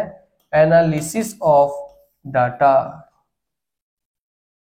ठीक, तो analysis of data is known as processing, और प्रोसेसिंग किया हुआ डाटा इंफॉर्मेशन कहलाता है। इंफॉर्मेशन का मेन लक्ष्य है, प्रोसेसिंग का मेन लक्ष्य है डाटा को इंफॉर्मेशन में वो बदल दे। ये पूरा चक्रण याद रखिएगा दोस्तों, इसके बाद आपको कोई दिक्कत और इसमें नहीं होना चाहिए। आइए आगे बढ़ते हैं।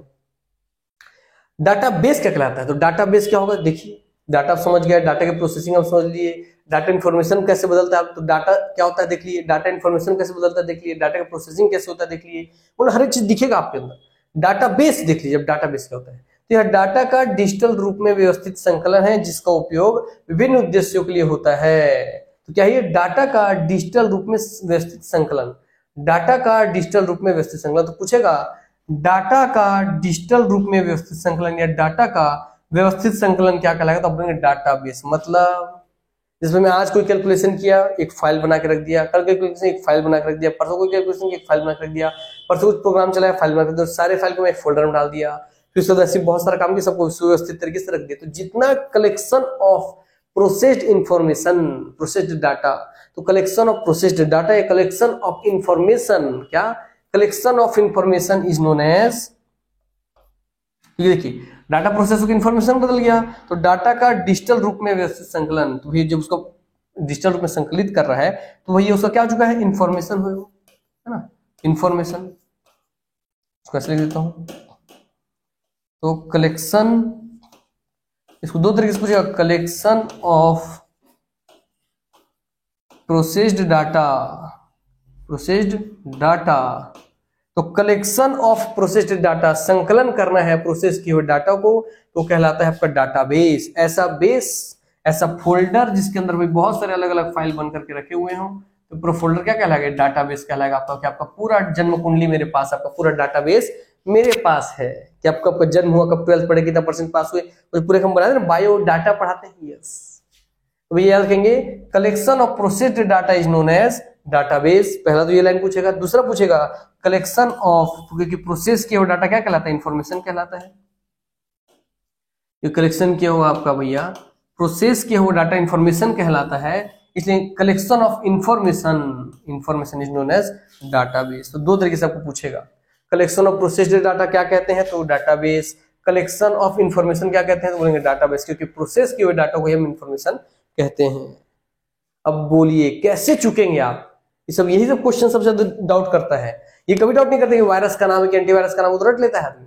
यही शब्दों में एग्जामिनर खेलते और शब्द वाला ही सही सबसे हैवी पड़ता है। इसको सबसे शुरू में हम सीख रहे हैं, सोचिए, तो आगे तुमको आसान पढ़ना ही। आइए आगे बढ़ते हैं। अब अनुदेश, अब इंस्ट्रक्शंस क्या होता है?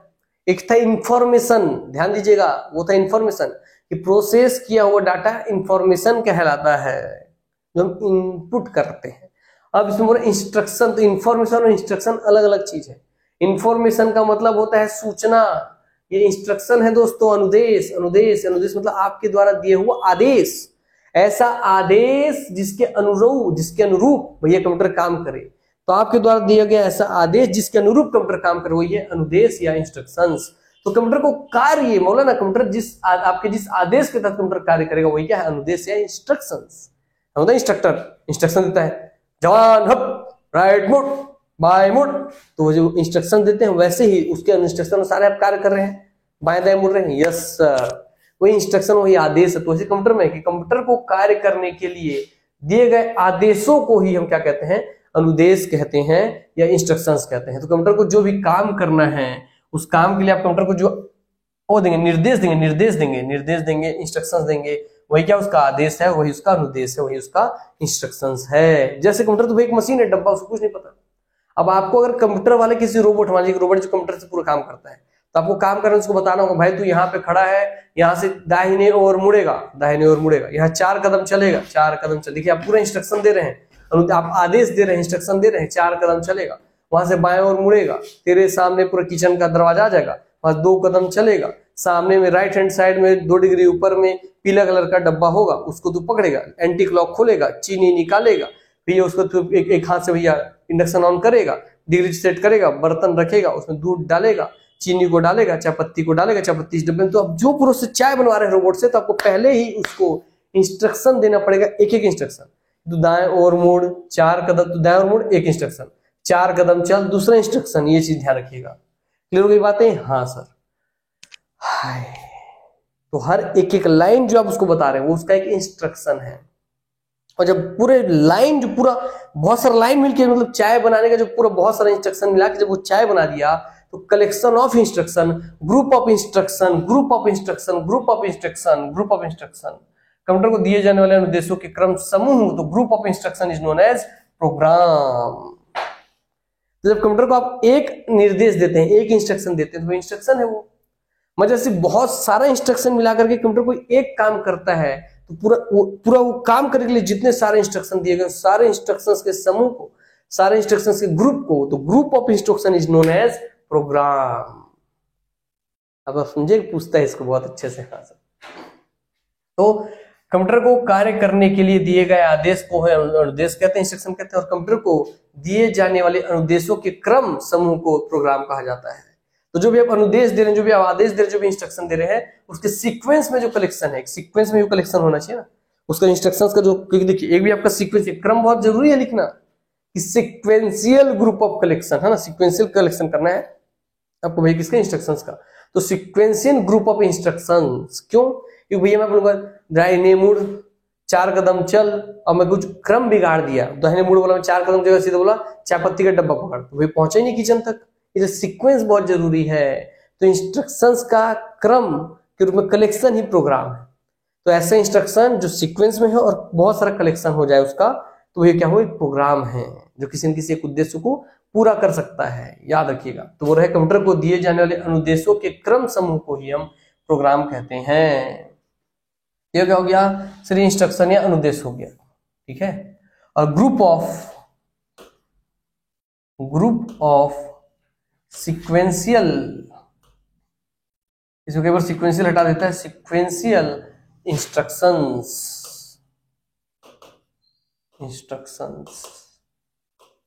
क्या रखेंगे, group of sequential instructions is known as program. इसमें क्या लिख देता है, group of instruction is known as program. तो जिसमें क्या बोला था, देखिए प्रोसेस्ड किया हुआ डाटा, ये पूछा है, को हम क्या कहते हैं, इंफॉर्मेशन कहते हैं। एक एक चीज इतने बार पढ़ाऊंगा कि रटा जाएगा। तो प्रोसेस किया हुआ डाटा को हम क्या कहते हैं, इंफॉर्मेशन कहते हैं।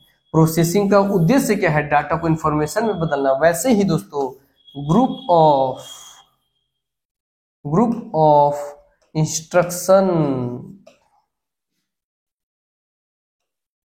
Instruction is known as group of instruction या ग्रुप ऑफ सीक्वेंशियल इंस्ट्रक्शन तो हम क्या कहते हैं, तो आपको कहते हैं प्रोग्राम। क्या कहते हैं, प्रोग्राम।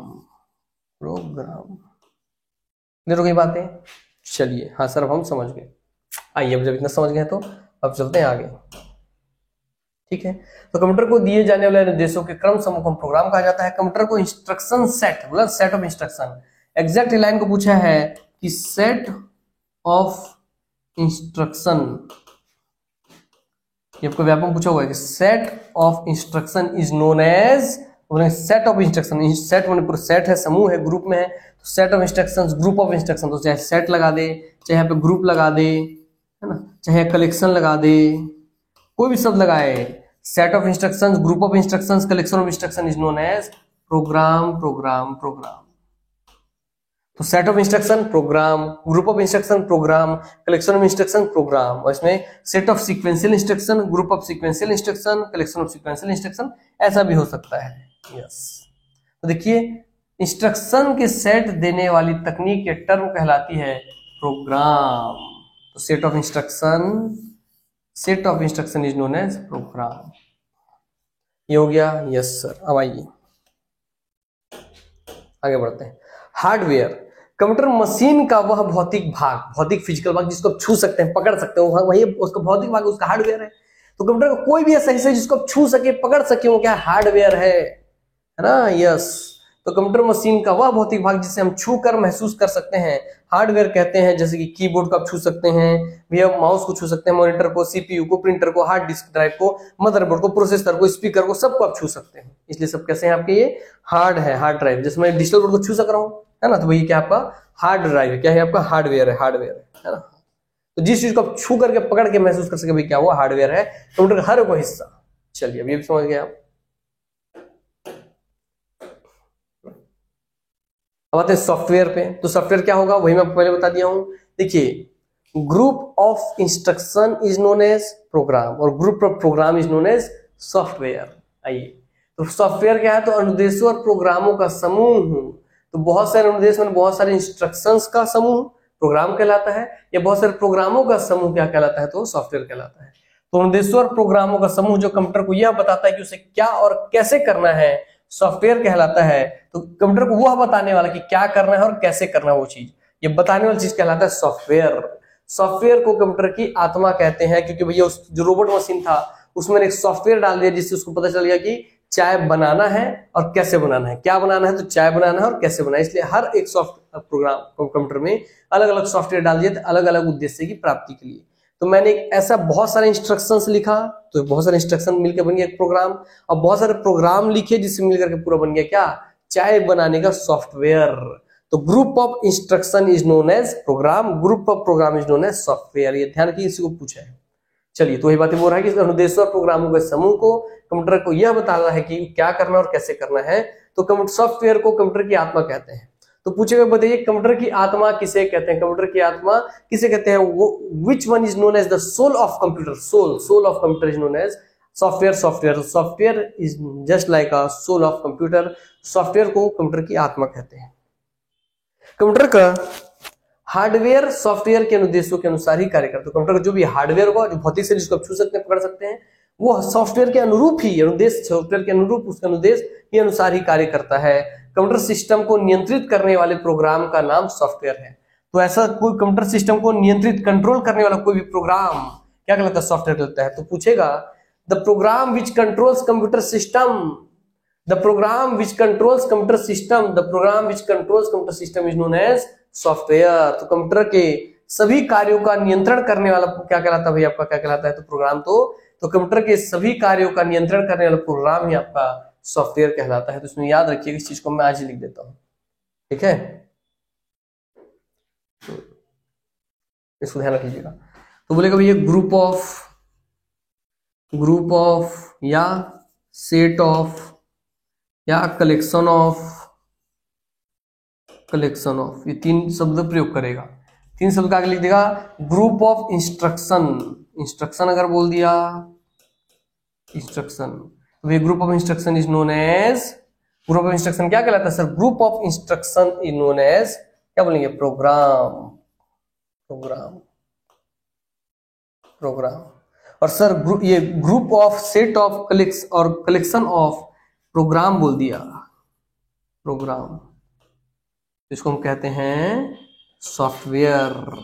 क्या लिखेंगे, सॉफ्टवेयर। तो सर बहुत सारे इंस्ट्रक्शन मिलते हैं तो वो कहलाते हैं प्रोग्राम। आपको समझाने के लिए, वैसे जब बहुत सारे प्रोग्राम मिलते हैं तो कहलाते हैं सॉफ्टवेयर। यस सर, तो बहुत सारे इंस्ट्रक्शंस मिलकर प्रोग्राम कहलाएंगे, बहुत सारे प्रोग्राम मिलकर सॉफ्टवेयर कहलाएंगे। ये बात भी याद रख लीजिएगा। Group of instruction is known as program, group of program is known as software. ठीक है, चलिए ध्यान रखिएगा। आइए अब आगे बढ़ते हैं।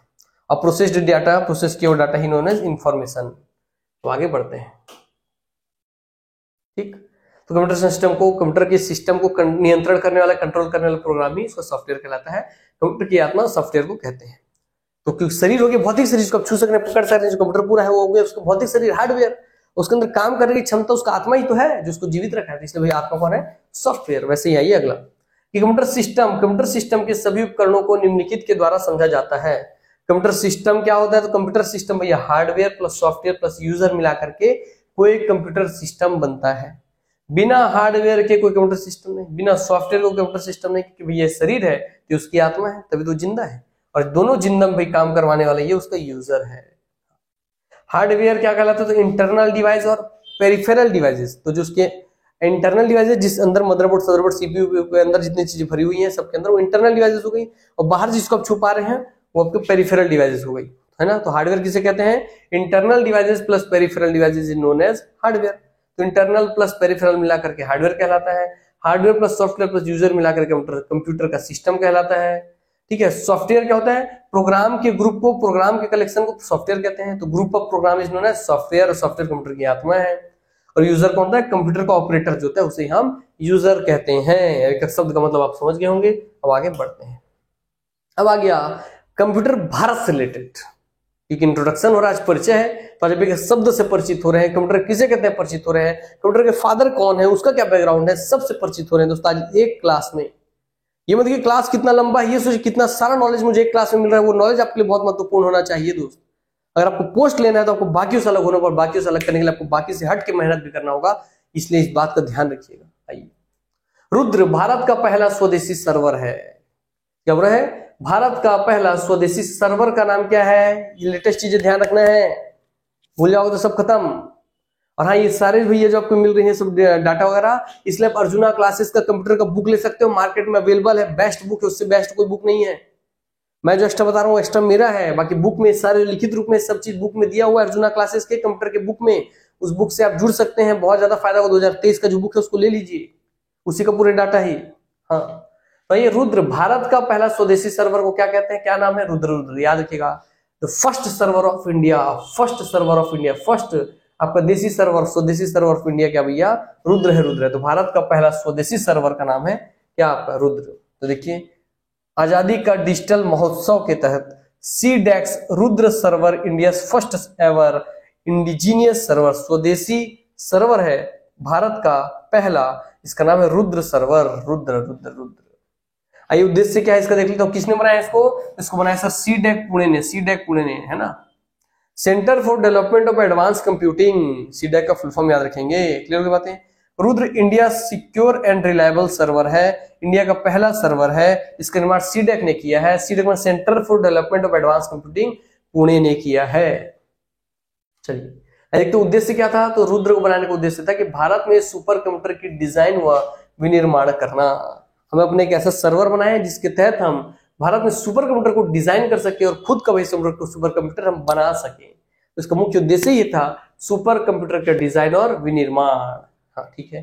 समर्पित इलेक्ट्रॉनिक्स एंड IT मंत्रालय विज्ञान और प्रौद्योगिकी विभाग को ये समर्पित कर दिया गया है। तो रुद्र जो सर्वर किसका सर्वर बन गया है? जो रुद्र सर्वर बनाया CDEC ने, पूरा सर्वर किसको हैंड ओवर कर दिया गया है? तो हैंड ओवर कर दिया गया इलेक्ट्रॉनिक्स एंड IT मंत्रालय विज्ञान एवं प्रौद्योगिकी विभाग को।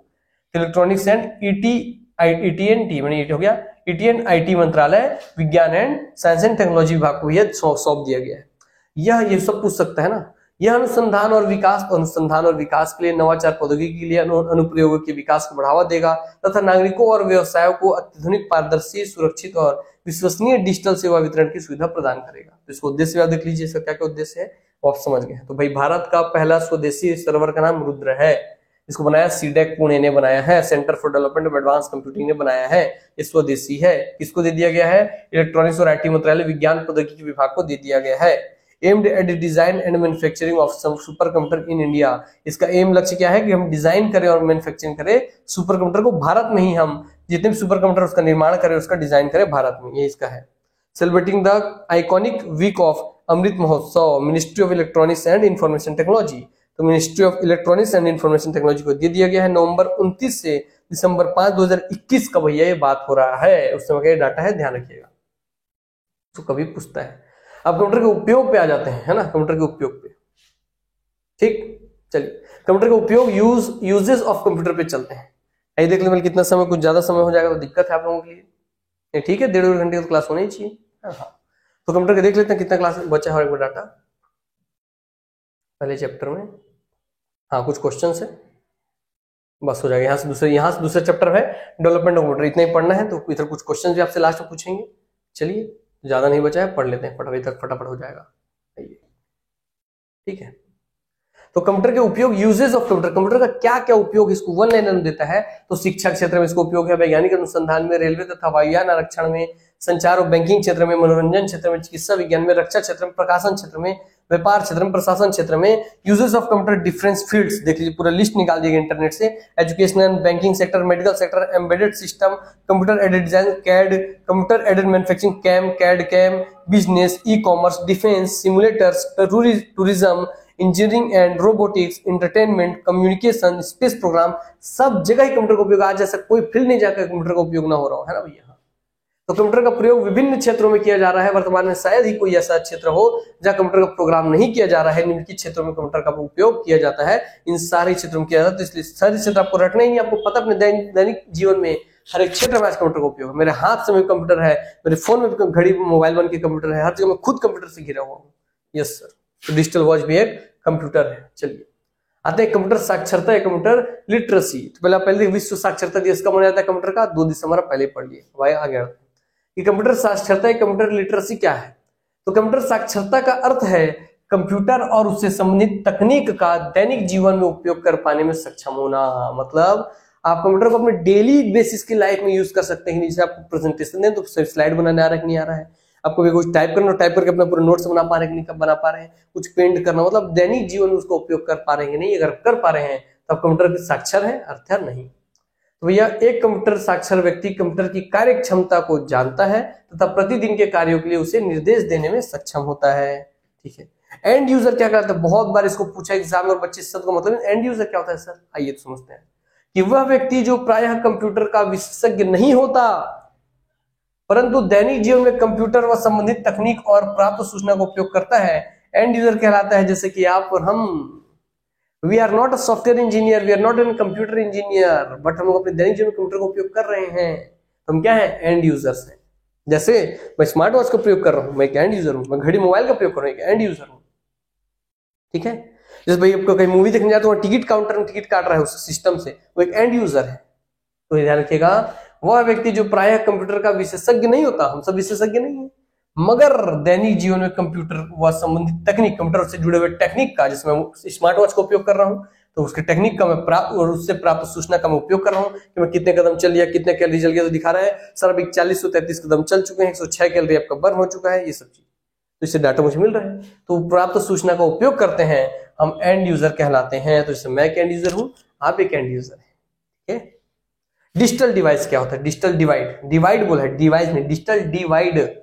डिजिटल डिवाइड बहुत बड़ा शब्द है क्योंकि डिजिटल डिवाइड ही किसी देश की तरक्की और आपको पिछड़ने में बहुत बड़ा कारण बन रहा है। आज के क्षेत्र में, आज की दुनिया में, वर्तमान समय में जब पूरी दुनिया आर्टिफिशियल इंटेलिजेंस गिर चुकी है, तब तो बहुत जरूरी है कि डिजिटल डिविडेंड खत्म हो जाना चाहिए। मैंने हर कोई डिजिटल रूप से लिटरेसी उसकी हासिल कर लिया। आइए, दैनिक जीवन में कंप्यूटर का उपयोग तेजी से बढ़ रहा है, फिर भी विश्व के अधिकांश लोगों तक कंप्यूटर का लाभ नहीं पहुंचा है। कंप्यूटर तथा इससे संबंधित तकनीक का उपयोग करने वालों तथा इससे वंचित लोगों के बीच का अंतर ही डिजिटल डिवाइड है। क्या बोल रहा है? कंप्यूटर और उससे संबंधित तकनीक का उपयोग करने वाले लोग और उससे वंचित लोग। तो एक ऐसे लोग जो भैया कंप्यूटर का उपयोग करते हैं, कैसे लोग कंप्यूटर का उपयोग नहीं करते, इन दोनों के बीच के भैया अंतर को हम क्या, इन दोनों के बीच के अंतर को बोलते हैं डिजिटल डिवाइड। डिजिटल डिवाइड, ठीक है। जैसे 100 लोग है भैया, क्या 100 लोग है, तो 100 लोग भैया इसमें 40 लोग कंप्यूटर का उपयोग नहीं करते, 60 लोग उपयोग करते हैं, तो 60 में 40 या 20, मतलब 20 लोग ऐसे भैया आपका समझ लीजिए क्या जिसका गैप है, वो गैप, क्योंकि देखिए 60 प्रयोग कर रहे हैं, 40 भी प्रयोग नहीं कर रहे हैं, तो 40 को 60 बनाने के लिए और 20 एक्स्ट्रा देना पड़ेगा, तो 60 में 40 गया तो कितना हो जाएगा 20। तो 20 लोगों को भैया और 20 40 में और 20 लोगों और जोड़ने पड़ेंगे शिक्षा मतलब पूरे 40 जो 40 नहीं जानते और 60 जानते हैं, इनके बीच में जो गैप है, यही गैप क्या भैया आपका, इनके बीच में जो अंतर है ये क्या, डिजिटल डिवाइड। तो डिजिटल डिवाइड क्या है? कंप्यूटर जानने वाले और नहीं जानने वाले के बीच में अंतर, यही है। कंप्यूटर जानने वाले कितने हैं, नहीं जानने वाले कितने, उनके बीच का जो अंतर है यही है डिजिटल डिवाइड। ठीक है, जैसे अभी हमारे माता पिता और हम, जैसे हमारे माता पिता कंप्यूटर मोबाइल वगैरह यूज नहीं कर पाते, कंप्यूटर वगैरह यूज नहीं कर पाते और हम यूज करते हैं, तो हमारे में डिजिटल डिवाइड है, हम लोग डिजिटली रूप से डिवाइडेड लोग हैं। कैसे? क्योंकि भैया बहुत बड़ी सोचने की बात है कि डिवाइड कर दिया ना सिस्टम ने आपको। आपके पापा फोन कैसे खोले इसके लिए आपसे पूछ रहे हैं, तो उसने आपको समाज में बांट दिया, उनको कहने के लगे कि यार मेरा बेटा फोटो खींच लेता है, मैं फोटो भी नहीं खींचता, तो आपको डिवाइड कर दिया एक तरीके से। इस तरीके से सोच के ध्यान रखिएगा, एक यूज करने की जानकारी रखने वाले, एक यूज नहीं करने वाले, तो यूज करने वाले यूज नहीं करने वाले के बीच का अंतर ही क्या है, डिजिटल डिवाइड है, ये बात ध्यान रखिएगा। आगे बढ़ते हैं, कंप्यूटर की कार्यप्रणाली, फंक्शनिंग ऑफ कंप्यूटर सिस्टम क्या है, तो आप पहले जानते हैं दुनिया का कोई भी मशीन जो इनपुट प्रोसेस आउटपुट स्टोरेज कर दे।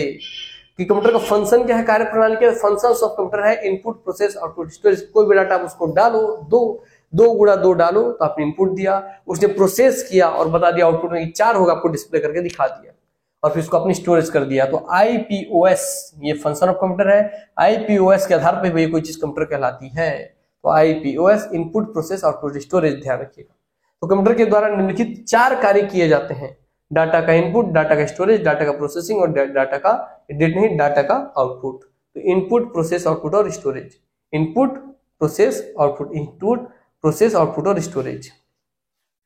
कंप्यूटर में इनपुट क्या है, कंप्यूटर में डेटा या सूचना, डाटा या इंफॉर्मेशन को भेजना इनपुट कहलाता है।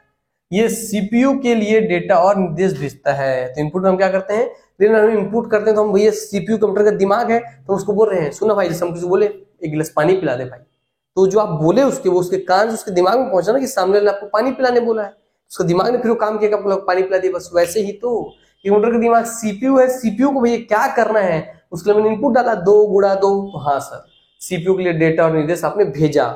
सीपीयू के लिए डेटा और निर्देश भेजना, to send data and information to CPU is known as data input. Yes, data program को स्थायी रूप से स्टोर किया जाता है। डाटा जो भी आप प्रोसेस वगैरह होगी सब आपका डाटा उसको स्टोर कर दिए तो फिर डाटा स्टोरेज है। डाटा प्रोसेसिंग क्या है, जब मैं 2 गुणा 2 डाला सीपीयू के पास वो डाटा भेजे, मैं 2 गुणा 2 मतलब कितना होता है 200 गुणा 176 में कितना होता है, तो सीपीयू के पास मैंने जो डाटा भेजा, जो डाटा निर्देश मैंने भेजा सीपीयू के पास तो इनपुट हो गया। अब वो प्रोसेस होगा भैया, सीपीयू कंप्यूटर के निर्देशों को एग्जीक्यूट क्रियान्वयन करेगा। जैसे मैं बोला भाई 2 गिलास पानी पिला दे, तो मैं जो बोला किसी व्यक्ति को वो मैंने इनपुट कर दिया उसके दिमाग से, कान से उसके दिमाग में डाटा डाल दिया कि हाँ सामने वाला पानी मांग रहा है।